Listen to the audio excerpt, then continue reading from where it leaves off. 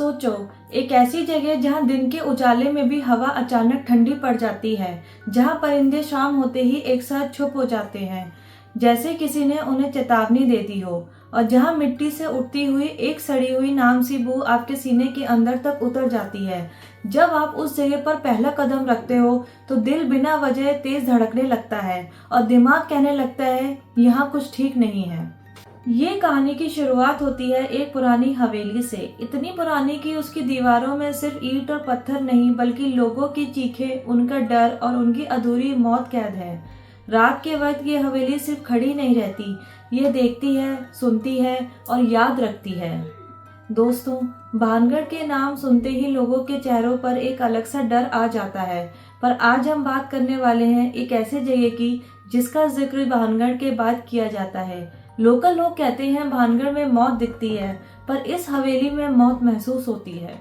इस कहानी में सिर्फ भूत प्रेत नहीं, यहाँ है इंसानी लालच, काला जादू, धोखा, बलि और एक ऐसा श्राप जो सिर्फ मार कर खत्म नहीं करता बल्कि धीरे धीरे तोड़ता है। इस हवेली का नाम आज भी लोग जोर से लेने से कतराते हैं। गांव के बुजुर्ग जब इस जगह का जिक्र करते हैं तो पहले इधर उधर देख लेते हैं जैसे कोई सुन ना ले। कहते हैं नाम लेने से ही हवेली का ध्यान आपकी तरफ चला जाता है, इसलिए ज्यादातर लोग इसे सिर्फ वो हवेली कहकर पुकारते हैं। ब्रिटिश एरा के दौरान ये हवेली राव साहब की शान का प्रतीक थी। अंग्रेज अफसरों के लिए यहाँ महफिलें सस्ती थीं, शराब बहती थी और बाहर से देखने पर लगता था जैसे ये जगह हमेशा खुशी से भरी रहेगी, पर सच सिर्फ दीवारों के अंदर कैद था।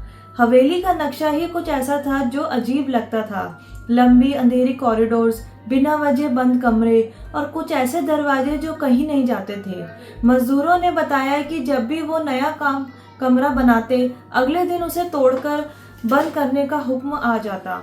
गांव के लोग कहते थे कि हवेली के बनने के दौरान ही पहला खून बहा था। एक मजदूर जो रात की शिफ्ट में काम कर रहा था, सुबह जिंदा नहीं मिला। उसकी मौत को हादसा कह दिया गया, पर वहीं से उस हवेली की पहली बदबू फैलनी शुरू हुई। राव साहब को लोग भले ही भगवान का बंदा समझते थे, पर अंदर से वो एक इंसान था जो सिर्फ अपनी जिंदगी और दौलत बचाना जानता था। उसे सपनों में अक्सर एक जलती हुई हवेली दिखती थी जिसमें वो अकेला खड़ा होता था। ज्योतिषियों ने बताया कि उसकी मौत उसके ही घर से जुड़ी है। इसी भय ने उसे तंत्र और काले जादू की तरफ धकेल दिया। हवेली के नीचे बनाया गया गुप्त कक्ष सिर्फ अंधविश्वास का केंद्र नहीं था बल्कि एक बलि स्थल बन चुका था। पहले जानवरों की बलि दी गई, फिर धीरे धीरे इंसानों की।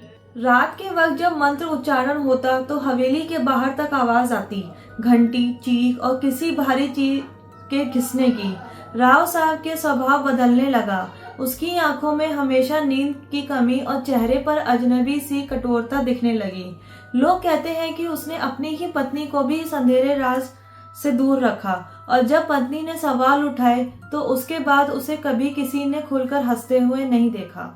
गांव के पुराने कागजों में इस रात का जिक्र एक अलग तरीके से मिलता है।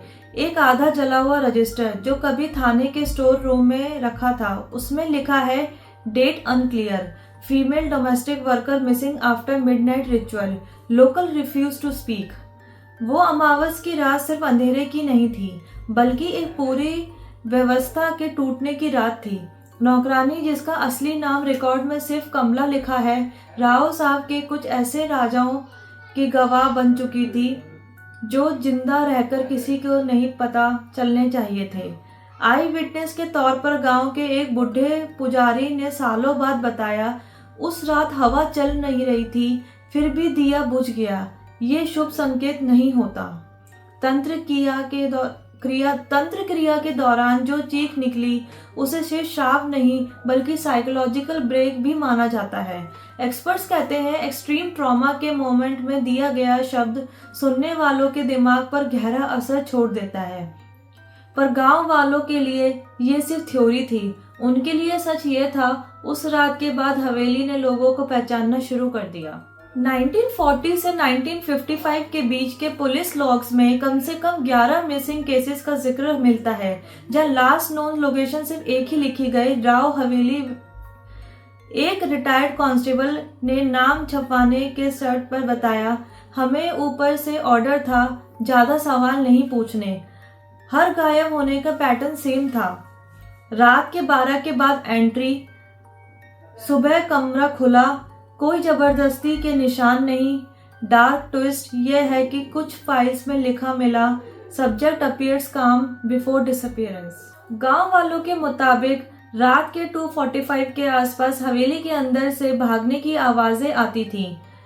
फिर एक अजीब सी खामोशी, जैसे किसी ने सारी आवाज निकाल ली हो। 1992 में एक कॉलेज ग्रुप के इंसिडेंट को लोकल न्यूज़पेपर ने छोटे से कॉलम में पब्लिश किया। 2 students found in shock near abandoned property, others missing. Tape recorder जो पुलिस ने सीज किया, उसमें सिर्फ एक ही आवाज क्लियर थी, एक औरत की धीमी हंसी जो धीरे धीरे रोने में बदल जाती थी। साइकियाट्रिस्ट के रिपोर्ट के मुताबिक survivor show symptoms of shared hallucinations but audio evidence remains unexplained. Dark reality ये है कि दोनों सर्वाइवर्स ने अलग अलग जगह पर सेम चीज ड्रॉ की। एक औरत का चेहरा जिसके आंखों की जगह सिर्फ काला रंग भरा था। हवेली के अंदर जाने वाले लोग बताते हैं कि जैसे ही आप अंदर कदम रखते हो, हवा भारी हो जाती है, सांस लेने में दिक्कत होती है और दिल पर अजीब सा बोझ महसूस होता है। कुछ कमरे ऐसे हैं जहां आवाज घूमकर वापस आती है, जैसे दरवाजे जिंदा हों।